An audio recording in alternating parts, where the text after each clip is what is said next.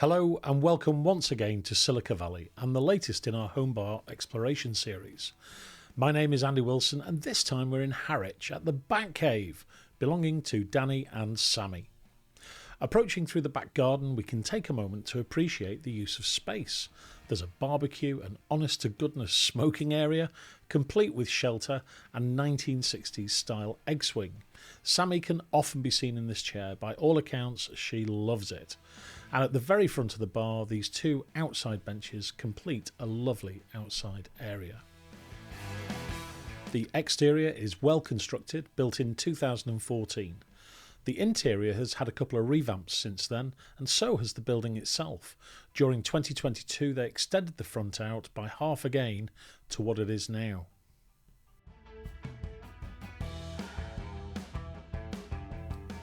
We can enter the Bat Cave through the door here, and as well as immediately knowing what football team Danny supports, we can glimpse the full potential of the space. In the 360 shot we can see the service area, followed by an enormous mural. Danny had this printed by a friend, but there are a number of services like wallsource.com who specialise in these large scale murals. Next is the darts area and the TV. Some storage for those all important pool cues.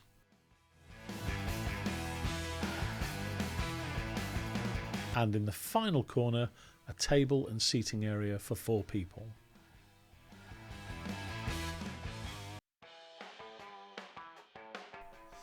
The bar top itself is European oak with an American black walnut trim. Danny is in the wood business and this really is a stunning bar top. Pool chalk and darts occupy the end of the bar top and an interesting balance has been struck here. It's tempting to think of this as a sports bar, but somehow it's too clean and minimalist to really meet that description. What do you think? Leave a comment below. You might have noticed there's little in the way of spirits, cocktails and the like. Much of the drinking done in here is cans of beer. You should, however, stick around to see what they do with the cans a bit later. There is no preparation counter in this bar. After all, there's very little need for one. And storage is below the bar in these cupboards, some of which are used to store Danny's tools. When guests visit, they can store their beer in this countertop fridge. Danny himself keeps his beer in the house so that the fridge has always got space available. I thought this was a lot of fun. Danny keeps a fine book for the darts, so if you score less than 20 there's a 20p fine. It's £1 if you hit the wall or if you hit the light, and there's a variety of other fines. It really does sound like fun. The fines go into this tin and the money buys things for the bar which everybody enjoys and uses.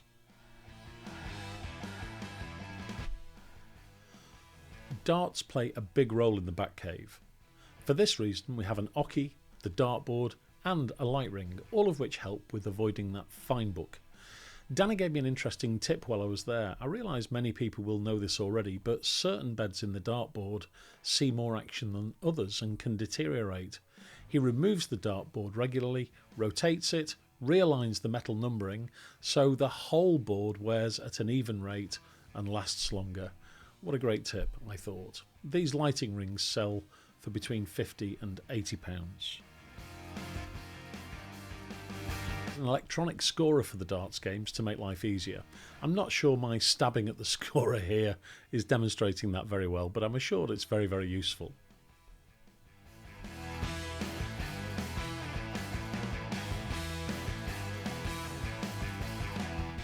Of course, there's a nice big TV in here with a soundbar below.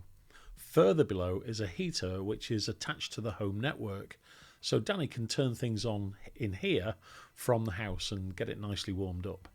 The heater was £330 from eBay, brand new.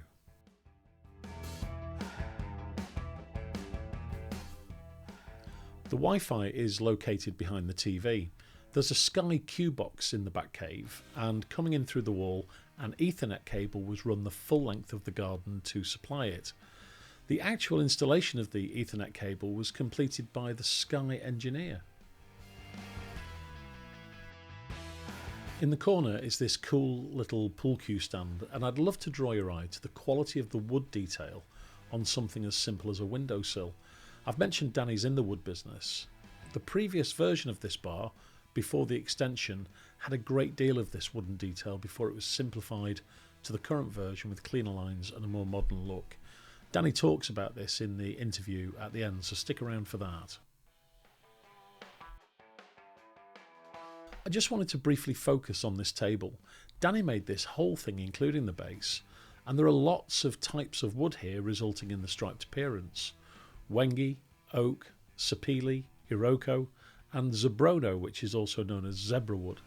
It's lovely and really high quality. At the end of the bar is this retro chic looking seating area which looks like it shouldn't fit in, but it really does. Sammy designed this area and it offers a great contrast in the bar. Now, I'm pretty sure you all want to get to the pool table, and I don't blame you a bit, but I just wanted to show you one of the benefits in living next door to a scrap metal merchant. In the interview later, you'll hear Danny explaining that most of the drinking in here is beer, so there are lots and lots of cans to deal with. Well, Danny crushes them with a homemade crusher, pops them into this chute, and they go straight into next door's bin, and he takes it off to his business to dispose of. Pretty neat, a good deal. And now to what some would call the main event. One of the reasons this pool table stands out is that there is so much room in here, especially now that the bar is 50% bigger.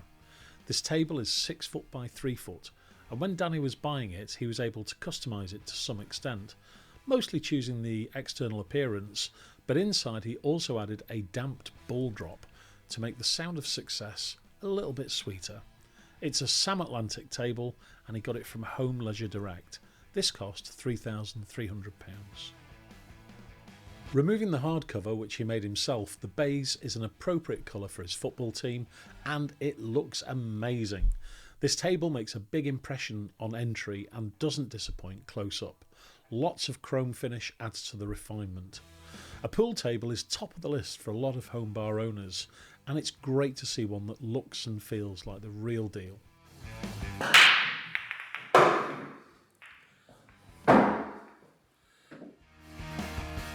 Danny and Sammy were very welcoming, and I got a strong impression that they're excellent hosts.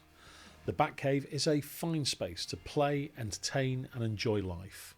It's a dream really, isn't it? It's big, has a darts board, a bar and a pool table. Who couldn't love it? Please stick around for an interview with Danny where he shares some tips and tricks for your own home bar. If you like what we're doing, subscribe, like the video, you know the drill. And I'll see you in a moment in the interview. Thanks for watching Silica Valley.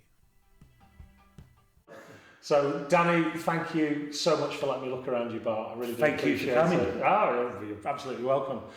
Absolutely adore what you've done with the place. You started on this years ago, didn't you? Can you just very briefly tell us how long ago you started on the bar? About 12...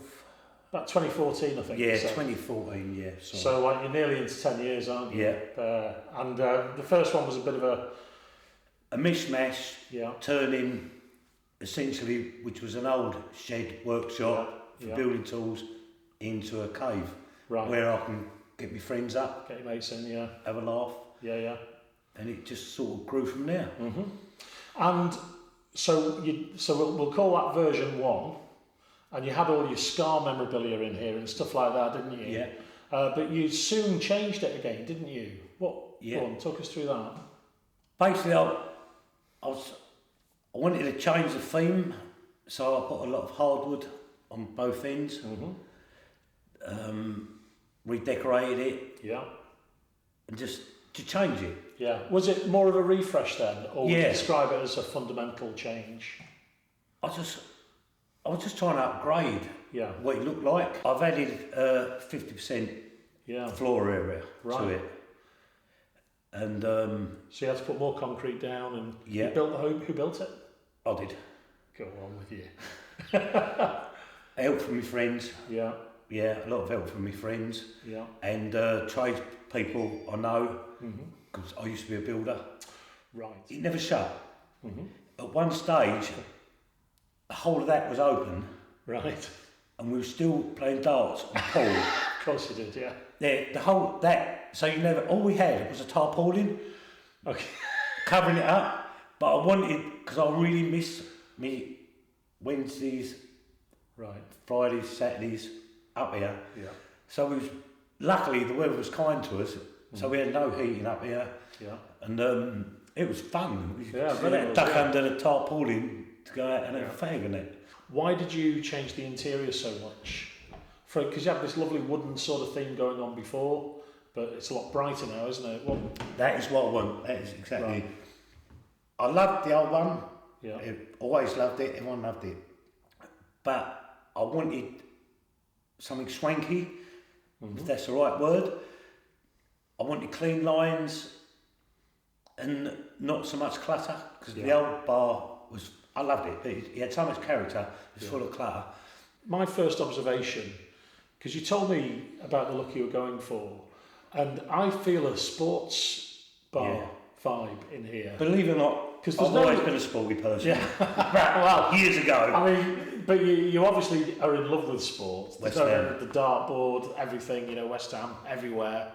But yeah, I get a feeling of it being more in the sports bar vibe. Yeah. You've not done any disco type stuff. No. There's no cocktails behind that bar, is there? None of your spirits, your optics, or anything like that.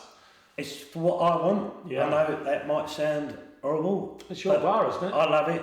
Yeah. And if people bring spirits up here, we've got shot glasses somewhere under the bar, or they bring their own. Yeah. And it works for me. And because if I put a load of optics behind the bar, again, it shortens the space behind the bar. Of course it does. And for something I don't use, Yeah. it's very rarely people drink spirits up here. Yeah. Can I tell you a couple of things that really, really stand out to me in your bar? Obviously, some would say selfishly, made it themed around your favourite things. Yes. I love that. Exactly what I've done. You've gone full in to the West Ham thing. Yeah. It's literally everywhere. It's behind us now. It's on the pool table. It's everywhere. So I love that because that's personal. That's yours.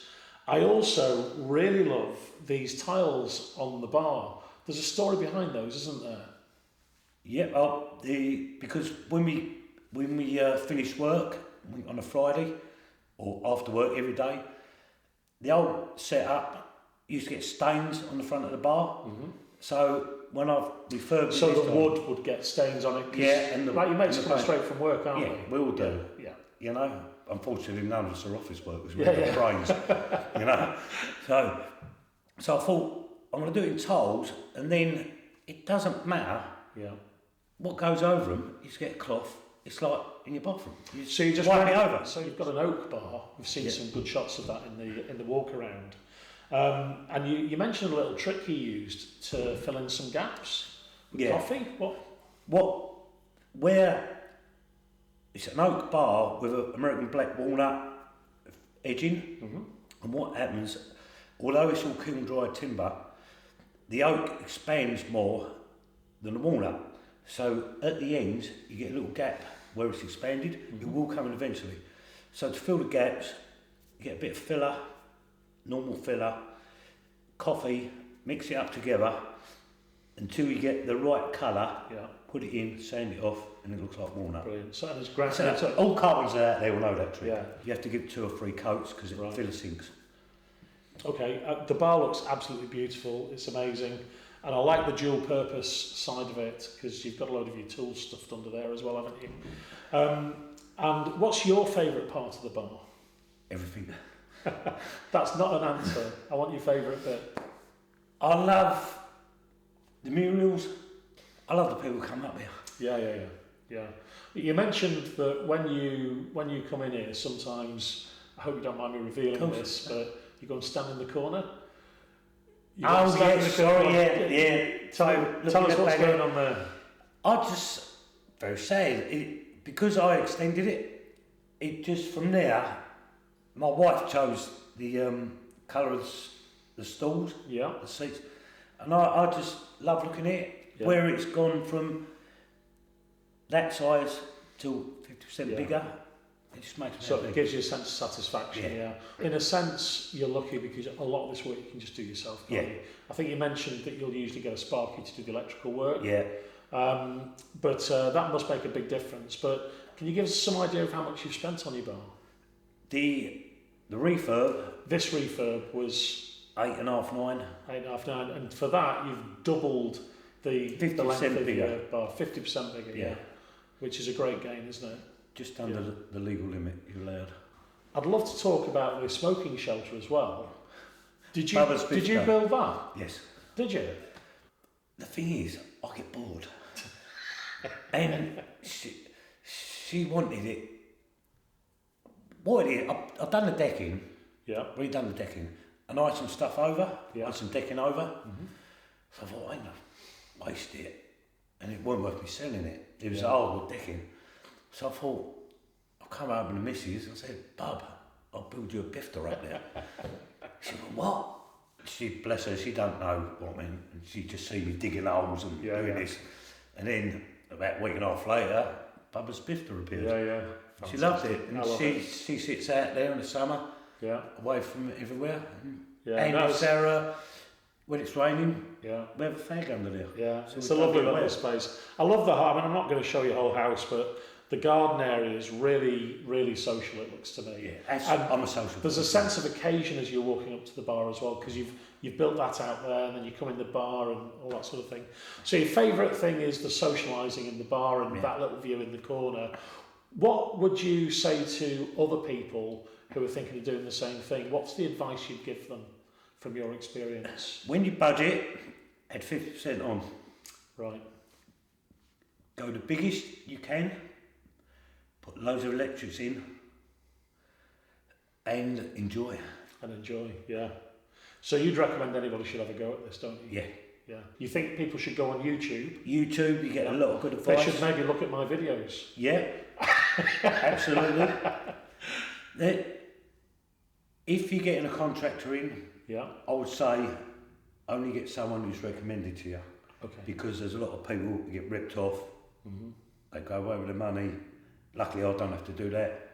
But any time I get anyone, the roof, which I couldn't do, the fiberglass roof, I need 2 people, and they both recommendations. Mm-hmm.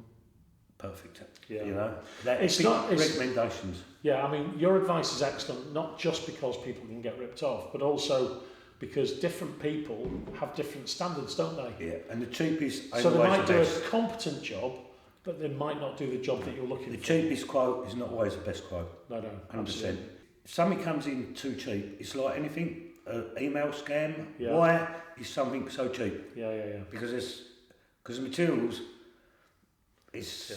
If it seems too good to be true, it almost certainly is. Yeah, it's not. All right. Well, I love it all. I love the dartboard. I know you would have wanted to talk about darts forever and West Ham forever and Pool forever. Not so much darts, but West Ham particularly. But it's been amazing. So thank you so much for showing me your space. I really appreciate it. Thanks.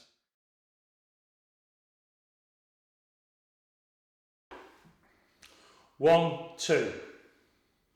Okay, interview with Paul Cooper. How you doing, Paul? It's not Paul Cooper. Danny Turner. I won that in the end. Danny Turner, isn't it? Yeah. It was Paul yesterday. I'm so sorry. I've had too many. Interview with what's her name? in somewhere, Harwich. All right.